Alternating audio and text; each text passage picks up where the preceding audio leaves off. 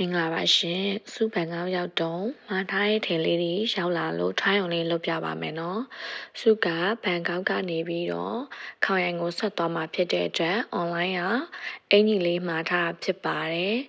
မှာထားတဲ့ဟာနဲ့အပြင်မှာနဲ့တစ်ထပ်သေးပဲကြာနော်ပန်းစီအောင်တောက်တောက်ကလေးအပြင်မှာလဲဆွဆွအီအီလေးနဲ့အရှမ်းလှတော်လေးပဲဟိုးလှလိုက်တာကြည့်ပါဦးအသားရည်နဲ့အရန်ကိုလိုက်ဖက်တော်လေးနော်လေးရခေါင်ဝင်လို့ပြောလို့ရတယ်ပေါ့နော်ကောင်မလေးငယ်ငယ်လေးတွေဝင်ရင်တော့ပို့ပြီးလာမယ်လို့ထင်ပါတယ်စုကတော့ဖားကြီးဖြစ်နေပါပြီဟီးချီအောင်ကျိုးကိုချီနေတာတယောက်တည်းလောက်ရကန်ရတော့အစင်းတော့မပြေဘူးပေါ့နော်ကျိုးရှာနေရတလုတ်ဖြစ်နေကြော်ညာကလည်းဝင်ရသေးရဲ့နော်ကြည့်ပါဦးလှလိုက်တာအချောင်အနေနဲ့ကတော့6ရောင်ရှိပါတယ်စုကဒီပန်းစီရောင်လေးကိုထိုင်းကြည့်ရပါအရန်ကိုလှပါတယ်ပြင်ပါလဲ